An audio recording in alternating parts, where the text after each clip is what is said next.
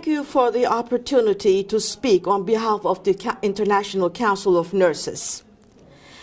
We are pleased that adequate investment in health professional education and the reconfiguration of service delivery, including the expanded role for nurses and midwives, are recognized as urgent recommendations in order to meet the changing demands on health systems.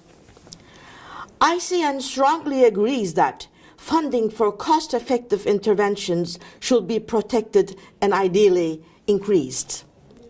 A number of researchers have clearly demonstrated that affordable nursing interventions can effectively contribute towards achievement of Millennium Development Goals, as well as in reducing the burden of non-communicable diseases, including mental disorders.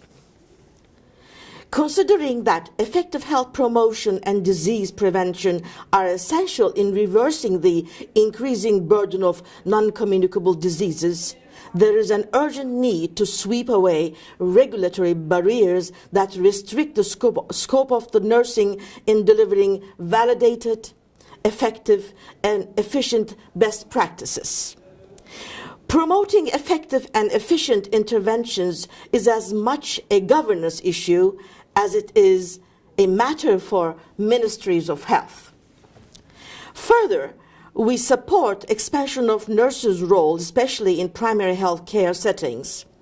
Nurses are the largest group of health professionals closest to, and in some cases, the only group available to the population. Necessary expansion of nurses' role will help optimize their functioning and support equitable access to health services, including reaching the most vulnerable and marginalized members of society. Finally, health services of good quality cannot be delivered without adequate numbers of appropriately prepared nurses. Ensuring adequate pre- and post-registration education of nurses is essential.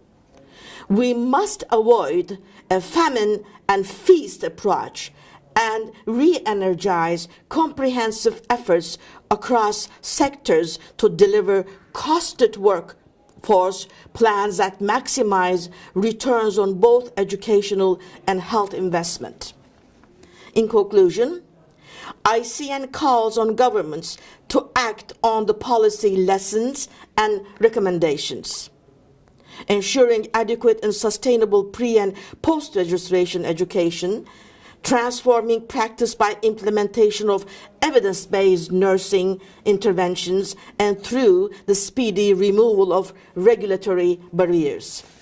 This will support health systems redesign and significantly contribute to a reorientation towards primary health care-based models.